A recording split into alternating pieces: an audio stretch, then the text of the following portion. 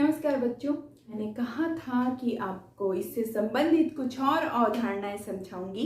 तो आज हम समझने जा रहे हैं पर्सनल इनकम और उसी के साथ बच्चों प्राइवेट इनकम को, जिसे अक्सर आपसे ये गलती होती है कि आप एक ही मान लेते हो।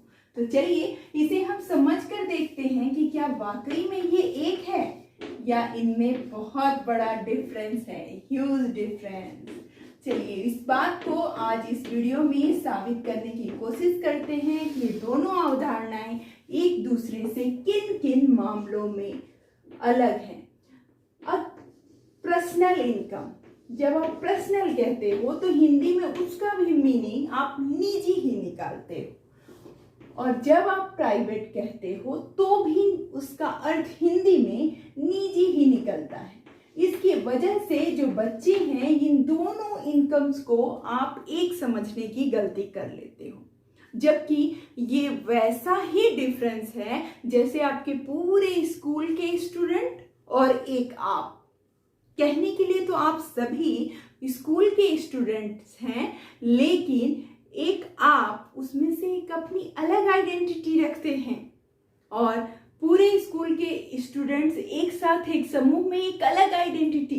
कैसे मैं इसे समझाऊं? तो अगर मैं कह रही हूं कि निजी क्षेत्र, तो जो आपने अर्थव्यवस्था के क्षेत्र पढ़े हैं ना, उसमें आप पढ़ते हैं एक सरकारी क्षेत्र होता है और एक निजी क्षेत्र, जिसमें उद्योगपति, पूंजीपति ये अपनी अपनी फर्में खोलते हैं। तो सोचिए ऐसे कई उद्योगपतियों और पूंजीपतियों से मिलकर बनता है निजी क्षेत्र।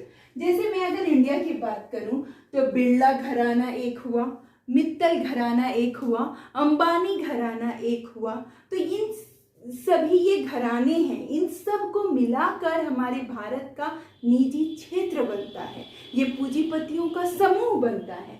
तो बच्चों अगर निजी आय की बात की जा रही है तो आप समझिए कि जितने भी उद्योगपति और पूंजीपति हैं जो निजी क्षेत्र हैं, जिसके ऊपर सरकार का नियंत्रण पूर्णतः नहीं है, जिसके डिसीजन यही फर्म के मालिक लेते हैं, उन सभी क्षेत्रों से होने वाली आय को हम राष्ट्रीय आय में निजी आय के नाम से जानते हैं। निजी क्षेत्र से होने वाली आय, आप इसे बहुत ही सरल तरीके से समझिए कि निजी क्षेत्र, प्राइवेट सेक्टर जो कहा जाता है कि ये प्राइवेट सेक्टर है। आप लोग पढ़ते होंगे दो तरह के स्कूलों में, कोई गवर्नमेंट स्कूल में पढ़ता है, कोई प्राइवेट स्कूल में पढ़ता है। सेम वही कॉन्सेप्ट यहाँ पर समझिए कि प्राइवेट सेक्टर से होने वाली इनकम निजी आय कहलाती है। प्राइवेट इनकम, तो जब कभी निजी आय में कोई कंफ्यूजन हो तुरंत उसका इंग्लिश वर्जन देखिए। प्राइवेट आते ही आप समझ जाइए कि एक ऐसा जिसकी ऑनरशिप सरकार के पास नहीं है। तो ऐसी कई फर्में मिलकर, ये मैंने जो गोले बनाए हैं उसे आप फर्में समझिए कि ऐसी कई फर्में मिलकर हमारे देश का निजी क्षेत्र बनाती है। और अगर इसी के साथ साथ मैं आपको व्यक्तिगत आय या पर्सनल इनकम को समझाऊं, तो पर्सनल इनकम जब आप पढ़ोगे बच्चे तो आपको ये समझना है कि इस फर्म के किसी एक व्यक्ति की बात हो रही है, किसी एक घराने की बात हो रही है। तो वो होती है पर्सनल इनकम जो प्राप्त होती है परिवारों को एक्चुअली में, या हम कहें वास्तविक रूप से। आपने बड़े बड़े हेडिंग्स पढ़े होंगे ना कि अंबानी की कंपनी ने 10,000 करोड़ का मुनाफा कमाया। तो क्या पूरा का पूरा उन्हें मिला उसमें? नहीं, वो कंपनी की आय थी, वो पूरे उनकी आय नहीं थी। इसे अगर मुझे राष्ट्रीय आय में जोड़ना हो तो अंबानी ये ग्रुप हो गए, बिरला ये ग्रुप हो गए, रतन टाटा का ग्रुप ये हो गया, विप्रो कंपनी के मालिक का ग्रुप ये हो गया।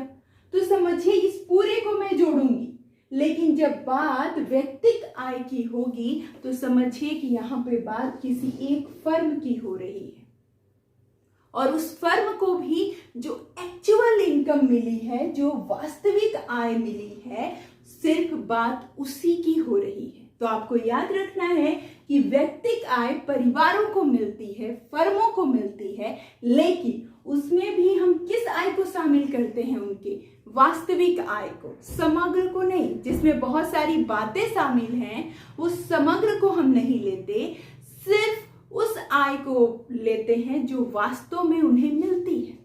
उसमें से कई तरह की कटौतियां भी होती हैं बच्चों।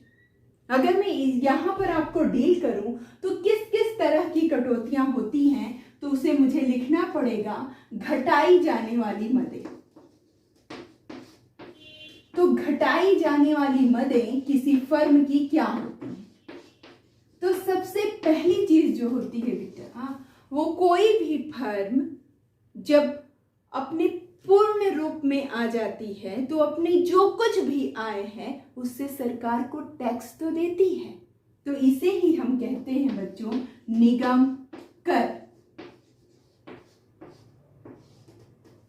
तो ये जो निगम कर होता है उसको भी हम उनकी टोटल इनकम में से घटा देते हैं।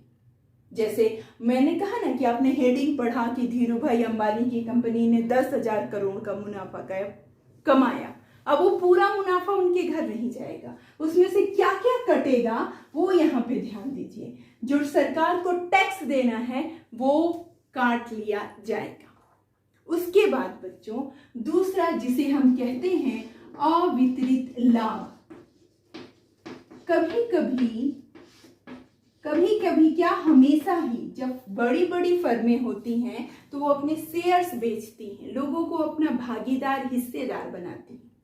लेकिन फिर भी आपने सुना होगा ना कि कंपनी का 51% शेयर जो उसका ऑनर है, मालिक है, वो अपने पास रखता है। तो 49% तो वो लाभ का हिस्सा जिसने शेयर खरीदा था उसको दे देगा, लेकिन 51% लाभ का हिस्सा वो खुद रख रहा है। तो इस स्थिति को बच्चों हम अवितरित लाभ कहते हैं, जिसे उसने अपने शेयर होल्डर्स को नहीं दिया। तो उसके इस लाभ को भी हम उसकी एक्चुअल इनकम से घटा देते हैं। ठीक, तो आपको याद रखना है जो अगली चीज घटाई जाएगी वो है अवितरित लाभ। इसके बाद किसी कंपनी में जब कोई काम करता है तो उसे पेंशन की पात्रता, जैसे कि कई नियम आ गए हैं कि अगर आप निजी क्षेत्र में भी काम करते हो तो आपका प्रोविडेंट फंड कटेगा, आपके पेंशन के लिए पैसे कटेंगे। तो ये जो सामाजिक सुरक्षा कटौती कहलाती है, ये कोई भी कंपनी अपने एम्प्लॉयज को सामाजिक सुरक्षा देती है और इसके लिए उनकी आय में से कुछ हिस्सा काट लेती है। ठीक, वो हिस्सा कटता है तो कहाँ जमा होता है? कंपनी के अकाउंट में जमा होता है। तो यहाँ पर हम जब वैयक्तिक आय निकालेंगे तो उस सामाजिक सुरक्षा कटौती को भी हटा देंगे, ये भी उसकी पर्सनल इनकम नहीं रहेगी। भले ही उसके अकाउंट में 5,000 करोड़ रुपए जमा थे, लेकिन हम उस सामाजिक सुरक्षा जो उसने काट कर पेंशन के नाम पर अपने कर्मचारियों का जमा रखा है, उस पेंशन को, उस प्रोविडेंट फंड की राशि को हम इसमें से हटा देते हैं। अब आप समझिए कि उस 10,000 मुनाफे में से क्या क्या घट रहा है। निगम कर जो सरकार को देगा, जो उसने अपने पास लाभ का अंश रखा था जिसे बांटा नहीं है अपने शेयर्स होल्डर को, वो भी हम काट लेंगे। इसके अलावा कर्मचारियों की जो कटौती करके उसने अपने पास रखी थी, हम उससे भी घटा देंगे। तो अब इसमें जोड़ेंगे क्या? तो आपको याद रखना है बच्चों कि इसमें जोड़ते हैं हम, इसमें जोड़ने का काम करते हैं हस्तांतरण भुगतान। मान लीजिए उसको सरकार की तरफ से कोई सहायता मिली है, कोई अनुदान मिला है, सरकार ने उसे कोई अनुदान दिया है, कोई सब्सिडी दी है, तो उसको हम जोड़ लेंगे। उसको अगर पर्सनली कोई भुगतान मिलता है सरकार की तरफ से नहीं, किसी अन्य तरफ से भी, जैसे उसी के रिलेटिव उसे कुछ पैसे उपहार में देते हैं, तो उस सब को हम जोड़ेंगे, वो सब कुछ जोड़ेंगे। लेकिन उसका जो टोटल इनकम होगा उस फर्म का, अकेले उस फर्म का जो टोटल इनकम होगा उसमें से टैक्स को घटाएंगे, उसमें से जो लाभ उसने बांटा नहीं है उसको भी घटा देंगे, सामाजिक सुरक्षा की कटौती को भी घटा देंगे और उसका हस्तांतरण भुगतान जोड़ देंगे। तब आएगी बच्चों रियल ग्राफ या रियल पिक्चर। रियल पिक्चर क्या? तब आएगा हेडिंग में कि धीरू भाई अंबानी की कंपनी ने 10,000 करोड़ का मुनाफा कमाया, लेकिन मुकेश अंबानी के खाते में 1,000 करोड़ जमा हुए। अब ये 1,000 वो उनकी कैसी आय हुई? पर्सनल इनकम, व्यक्तिगत आय। बाकी का जो 9,000 था वो इस रूप में कट गया। तो ये एक कॉन्सेप्ट है व्यक्तिगत आय का। अब निजी क्षेत्र की आय को समझ लेते हैं कि जब हमको ये जानना है कि हमारी अर्थव्यवस्था में जितने भी उद्योगपति, पूंजीपति सब लगे हुए हैं, हमारा जो निजी सेक्टर है उस सेक्टर में कितनी आय हो रही है, तो हम क्या क्या चीज को लेंगे। अब बच्चों यहाँ पर आपको एक व्यक्ति, एक फर्म को नहीं सोचना है, सोचना है कि पूरे भारत में जितनी भी निजी कंपनियां काम कर रही हैं, निजी क्षेत्र के अंतर्गत संचालित कंपनी है, आपका उसमें प्राइवेट स्कूल भी शामिल है, उस सब की आय को कैसे जोड़ा जाता है और कैसे निकाला जाता है। चलिए इसे समझते हैं कि प्राइवेट इनकम निकालने के लिए आपको क्या करना पड़ेगा। तो आप यहाँ पे देखिए, यहाँ पे जोड़ने का काम किया जाता है क्योंकि पूरे क्षेत्र की आय निकालनी है। तो सबसे पहले हम इसमें जो पहली चीज जोड़ते हैं वो जोड़ते हैं हमारे घरेलू सीमा के अंदर, हमारी जीडीपी के अंदर निजी क्षेत्र ने जितना भी काम किया है, उसको जितनी भी आय हुई है, उस आय को जोड़ते हैं। तो उसे हम कहते हैं बच्चों निजी क्षेत्र से को प्राप्त आय। ठीक, जैसे पूरे, एक उदाहरण से बताऊं तो पूरे देश में ऐसा तो होता नहीं कि सिर्फ 10 ही बाल्टी, 10 ही मग बने हो, लेकिन उदाहरण से समझिए, ये जो 100 मग बने तो उस मग में से 60 बनाया प्राइवेट कंपनी ने, मतलब इसी निजी क्षेत्र ने, और 40 बनाया सरकारी क्षेत्र ने, गवर्नमेंट ने। ठीक, तो हम जब इनकी आय निकाल रहे हैं, निजी आय निकाल रहे हैं, तो 40 को छोड़ देंगे, 60 को क्या करेंगे? जोड़ लेंगे, क्योंकि इसको बनाया किसने? प्राइवेट कंपनियों ने। वो चाहे राजस्थान की कंपनी बनाई हो, बिहार की बनाई हो, यूपी की बनाई हो, उससे हमको मतलब नहीं। इतने मग बने थे भाई एक साल में, उसमें से 60 प्राइवेट कंपनियों ने बनाए थे, तो हम उस 60 को इसमें जोड़ लेंगे। इसे कहते हैं बच्चों निजी क्षेत्र को प्राप्त आय। अब इसी कॉन्सेप्ट को आगे बढ़ाते हुए देखते हैं कि और इसमें क्या जोड़ा जाएगा। तो इसमें जोड़ा जाएगा बच्चों NFIA। मैंने अपने पिछले वीडियो में भी बताया था, जिसे हम कहते हैं शुद्ध साधन आय। कहां से? विदेशों से प्राप्त। अगर वहां के कर्मचारी हमारे यहाँ काम पे लगे हैं, हमारे कर्मचारी वहां पे काम पे लगे हैं, तो कौन से कर्मचारी होने चाहिए? प्राइवेट सेक्टर के। आपने सुना होगा ना कि प्राइवेट सेक्टर में काम करने वाले लोगों को विदेश भी भेजा जाता है कि जाइए आप विदेश में भी काम कीजिए। तो ठीक वैसे ही विदेशी भी, प्राइवेट सेक्टर के में काम करने वाले विदेशी भी हमारे यहाँ आते हैं। तो इन दोनों की आय के अंतर को जो निकाला जाता है बच्चों, उसे कहा जाता है NFIA, मतलब विश्व से प्राप्त शुद्ध साधन आय, net factor income from abroad. तो इस तरीके से आप NFIA जो है हम उसको भी जोड़ लेते हैं। उसके बाद इन क्षेत्रों को सरकार की तरफ से जो हस्तांतरण मिलता है, सरकार की तरफ से। अब सरकार की तरफ से कैसे? भाई कई जगह पर ऐसा होता है बच्चों कि सरकार का भी पैसा लगा होता है, निजी क्षेत्र का भी, और कभी कभी सरकार भी इनसे चीजें खरीदती है। भाई भिलाई स्टील प्लांट आपका सरकारी है, लेकिन Tata iron and steel company private है। तो क्या सरकार को अगर सड़क बनाने के लिए स्टील के छड़ खरीदने हैं, लोहे के छड़ खरीदने हैं, तो क्या वो टाटा आयरन स्टील कंपनी से नहीं खरीदेगी? खरीदेगी ना। तो वहां पे भी पैसा देगी, सरकारी पैसा जो है वो निजी क्षेत्र में जाएगा। तो उसको कहते हैं सरकार से हस्तांतरण। तो उस सरकारी हस्तांतरण को भी हम इसमें शामिल कर लेते हैं। ठीक वैसे ही कोई बाहर की कंपनी वो हमारे Tata iron and steel company का लोहा खरीदना चाह रही है, तो हम मना करेंगे क्या? नहीं, बिल्कुल खरीदो। तो हम उसको भी इसमें शामिल कर लेंगे, जिसको हम कहते हैं विश्व से चालू हस्तांतरण।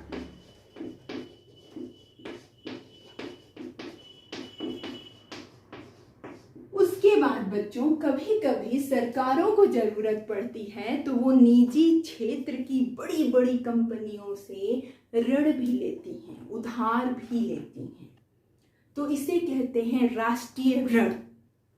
तो भाई जब इन लोग कर्ज देते हैं सरकार को तो क्या ब्याज नहीं लेते होंगे? बिल्कुल लेंगे। तो हम उसे राष्ट्रीय ऋण पर ब्याज कहेंगे। तो इसमें हम उसे भी जोड़ लेते हैं।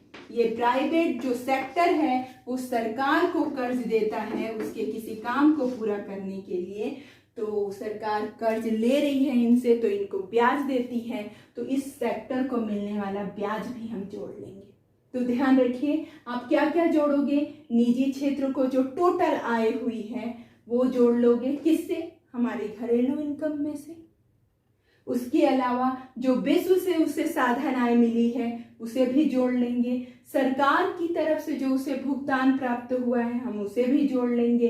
पूरे विश्व की तरफ से मतलब बाहर की कंपनियां हमारी कंपनियों से सामान खरीद रही हैं प्राइवेट कंपनियों से, तो उस चालू हस्तांतरण को भी जोड़ लेंगे और राष्ट्रीय ऋणों पर ब्याज को भी जोड़ लेंगे। तो बिल्कुल मत कंफ्यूज होइएगा बच्चों कि आखिर ये ब्याज क्यों दिया जाता है। तो सीधे समझिए कि सरकारें भी निजी क्षेत्रों से आय प्राप्त करती हैं तो उसका ब्याज दिया जाता है।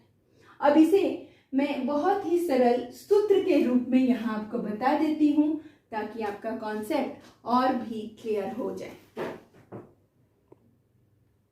तो बच्चों अब इसे हम सूत्र के रूप में जल्दी ही आपको बता दूं।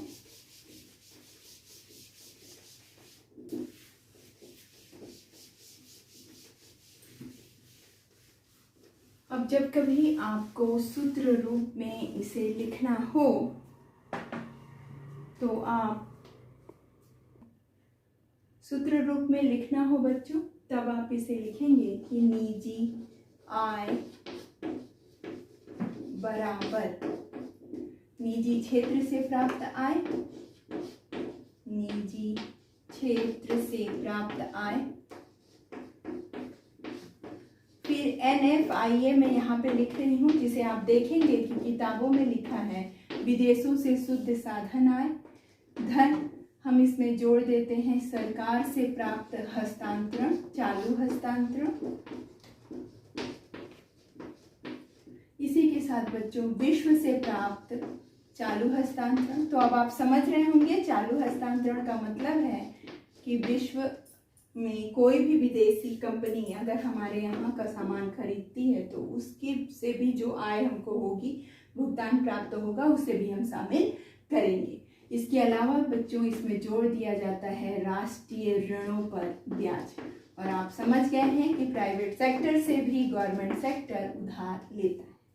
अब ये पर्सनल इनकम जब हमें निकालनी हो तो किसी व्यक्ति की हम टोटल इनकम लेंगे। याद रखिए धीरू भाई अंबानी की कंपनी ने 10,000 करोड़ का मुनाफा कमाया, तो हम ले लेंगे बच्चों इसमें सबसे पहले उसकी निजी आय को, उसकी टोटल जो इनकम है उस आय को हम ले लेंगे जब हमें ये निकालना हो तो, और उसमें से आप घटाना शुरू कर देंगे। क्या क्या चीज़ें घटाने लगेंगे हम, तो उसमें से हम उसके निगम कर को घटा देंगे, जो लाभ उसने बांटा नहीं है जिसे अवितरित लाभ हम कहते हैं, उस अवितरित लाभ को इसमें से घटा देंगे।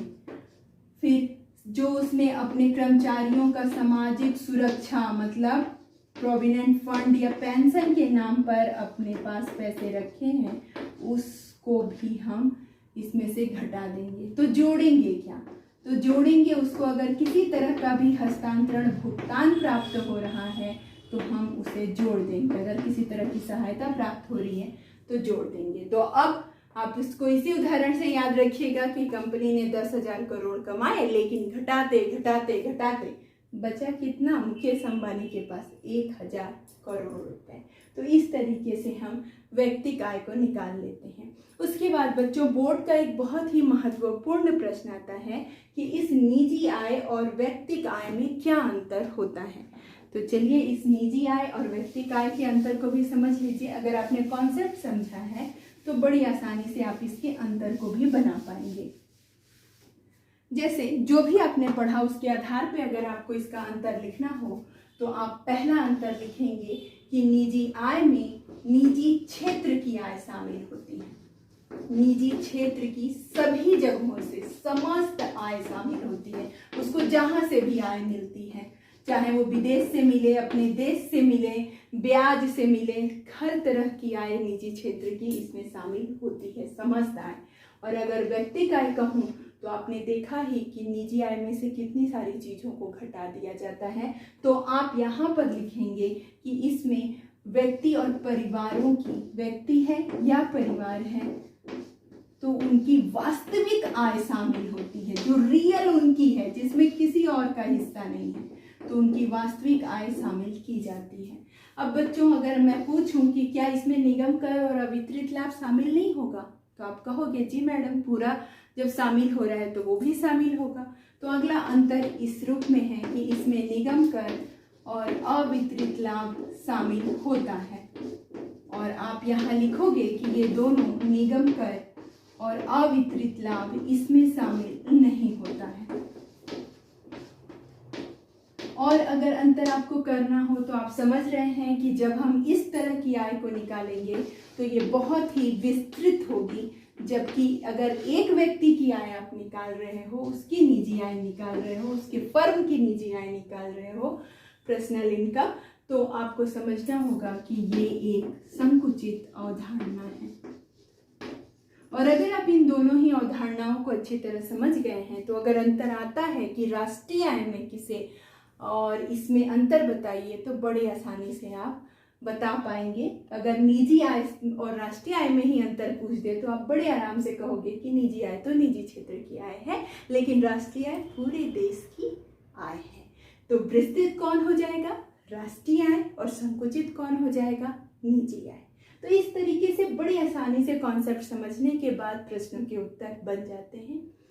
उम्मीद करती हूँ कि मेरा ये छोटा सा वीडियो आपको जरूर पसंद आया होगा और निजी और व्यक्तिगत आय को आप मिलाएंगे नहीं, निजी आय का अर्थ समझेंगे, निजी क्षेत्र को होने वाली आय, और व्यक्तिगत आय का मतलब समझेंगे एक फर्म, एक परिवार को होने वाली वास्तविक आय। चैनल पे बने रहिए, ऐसे ही छोटे छोटे और मज़ेदार और इंटरेस्टिंग वीडियो आपके ज्ञान को बढ़ाने के लिए मैं लेकर आती रहूँगी।